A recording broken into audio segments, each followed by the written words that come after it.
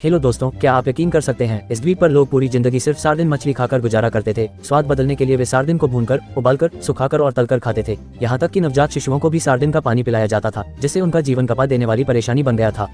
इसी द्वीप पर एक बेहद आविष्कारशील बच्चा पैदा हुआ। पहली कक्षा में उसने अपना पहला आविष्कार किया। बच्चों की जूतों के फीते बांधने की समस्या को हल करने के लिए उसने एक स्प्रे बनाया जिसे पैर पर छिड़कते ही जूते के फीते बन जाते थे। लेकिन उसे यह नहीं पता था कि यह पदार्थ एक बार लग जाने के बाद कभी नहीं हटेगा। सहपाठियों का मजाक देखकर वह बहुत दुखी हुआ। घर जाकर उसने उसे हटाने के लिए पेचकस, बड़ी कैंची और हथौड़े का इस्तेमाल किया, लेकिन सब बेकार। जब वह उदास था तो उसकी माँ आई और उसे एक वैज्ञानिक का कोट दिया। उसे प्रोत्साहित किया कि एक दिन वह महान वैज्ञानिक बनेगा।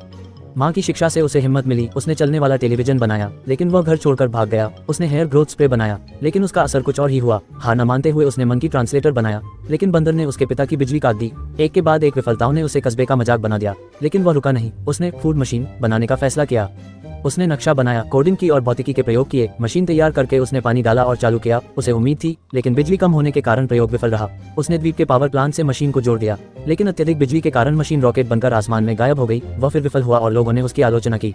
दुखी होकर वह समुद्र किनारे गया। तभी अचानक आसमान से कुछ गिरा। एक चीज उसने ऊपर देखा तो हैरान रह गया। एक विशालकाय 7 रंगों का बादल द्वीप के ऊपर तैर रहा था और वहां से हैमबर्गर की बारिश हो रही थी। ये देखकर नागरिक खुशी से झूम उठे। सालों तक सार्डिन खाने के बाद अब उन्हें कुछ नया स्वाद मिला था। छोटे वैज्ञानिक को भी अब सब मानने लगे थे, यहाँ तक कि उसे पसंद करने वाली लड़की भी उसे भाव देने लगी थी। लेकिन उसके पिता को यह सब ठीक नहीं लग रहा था और उन्होंने उसे आगाह किया, पर उसने उनकी बात नहीं मानी। उसने मशीन को और शक्तिशाली बना दिया और अब उस द्वीप पर हर दिन तरह तरह के खाने की बारिश होने लगी।